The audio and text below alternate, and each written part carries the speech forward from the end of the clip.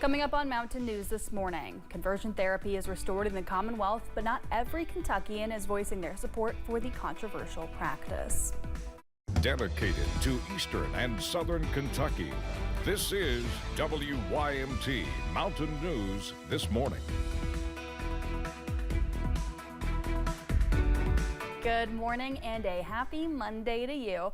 My name is Amelia Lee, here with you on this March 31st, and the time is 6:29 as we head on over to 6:30, which means it's time to check in with meteorologist Megan Dusnall this morning. And I know, Megan, we had some lightning overnight, thunder, other severe weather as well. Is that carrying on to today, or do we get a break from that weather?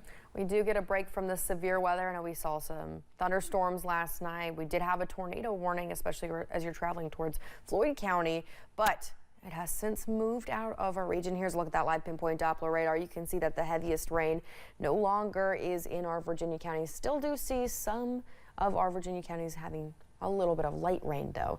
Now, as we get through the next couple hours, that will clear out. We do have more chances of rain as you're heading into the afternoon, though. Here's a look at those current temperatures, and that cold front is starting to drop.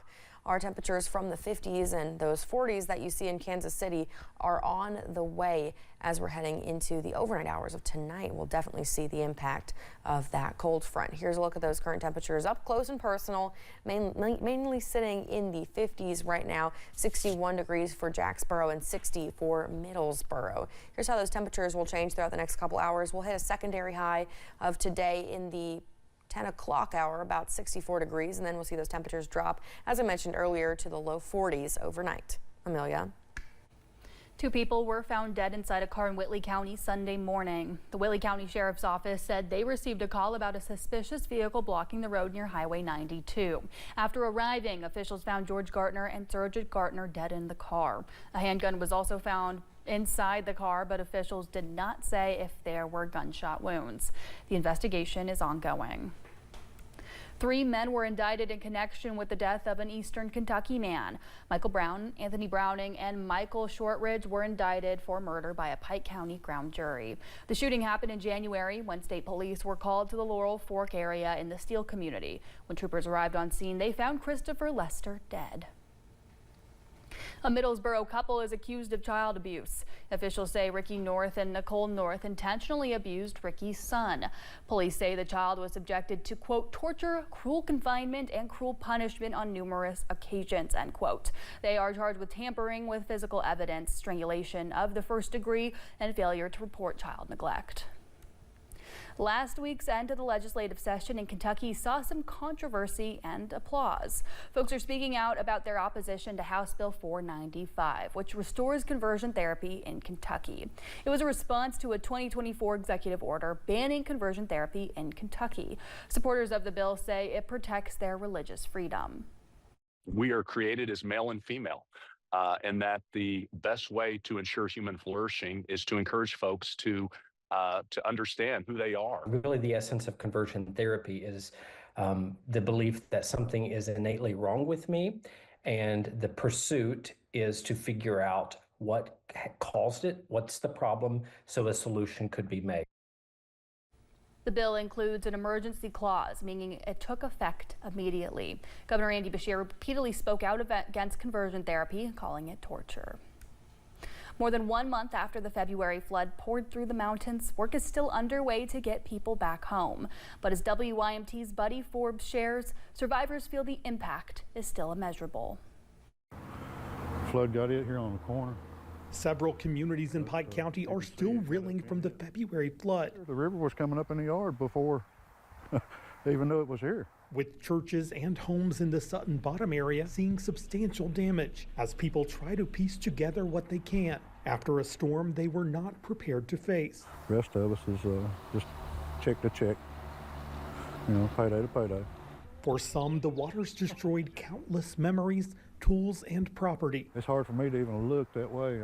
I try to ignore it best I can. So I know it's not going to clean itself up, but it'd sure be nice. But as the dust settles, many people are finally starting to rebuild. It was devastating, man, when I come through here and seen it. While others had nothing to return to. The community's destroyed. It'll never be the same. But I do thank God for what he left me with to start over. The Millard Trailer Park Ernest Smith has called home for 3 decades was washed out, hitting his home and destroying almost every home nearby. I've never wanted a brick mansion, never. Just a place for my family to come and live. A building behind his home was left on its foundation and not destroyed, giving his family a small place to gather as homes are gutted and repairs are being made. It's just so nice to be back here, but we're the only ones left out of the whole bottom. He says seeing the entire neighborhood uprooted has been indescribable, but he is hopeful to slowly reclaim his life. The hope wasn't there, but like I said, the FEMA talked to us in less than 24 hours. We had not everything back, but we had a hope. Saying the region has a long way to go, but its people are moving forward. In Pike County, Buddy Forbes, WYMT Mountain News. Smith says this is not how he pictured spending his retirement, but he's thankful for every hand that's reached out to help his family recover. After devastating floods in eastern Kentucky, Pike County first responders were honored on Friday for all their hard work and dedication to their community. City and county officials offered gratitude towards first responders for their courage and bravery during the floods. The city of Pikeville says there were 4 people in the county who died as a result of the flooding, but because of a lot of hard work done quickly, countless more lives were saved. Many of those who are here today were dealing with their own flooding problems, so their own homes were flooding, and they were still out trying to help others, and that's what the true meaning of service, in my definition, for all first responders.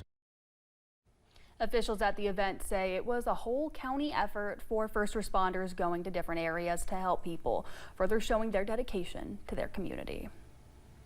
Woodsongs is once again hosting an instrument drive. This time it's for those impacted by flooding in eastern Kentucky. Organizer Michael Jonathan says there will be several locations across the Commonwealth for people to make their donations. They'll also be collecting art supplies. Music instruments don't belong under your bed. They don't belong on a wall. They don't belong in a closet. They need to be in somebody's hands. And so we want to put them in the hands of all these creative folks in Appalachia. Instruments and art supplies will be distributed April 13th at the Appalachian Center for the Arts. UK's DanceBlue has set a new record. In its 20th year, the group raised just over $2.3 million for the Kentucky Children's Hospital Hematology Oncology Clinic. For the UK students who participate, it's a full 24 hours of dancing, no sitting or sleeping. Dancers earn their spots on the floor by working all year to raise money. Basically, Kentucky's kids supporting Kentucky's kids. I can stand 24 hours even though my feet hurt, that my calves might hurt. Like, that's still nothing compared to what they go through for years, months. Since 2006, the group has raised more than $23 million. The old became new at Morehead State University on Friday. University officials cut the ribbon on the newly renovated Cooper Hall, which was originally built back in 1965. The renovation is part of a massive upgrade to the university's housing portfolio. 2 brand new residence halls are also being constructed as part of the project.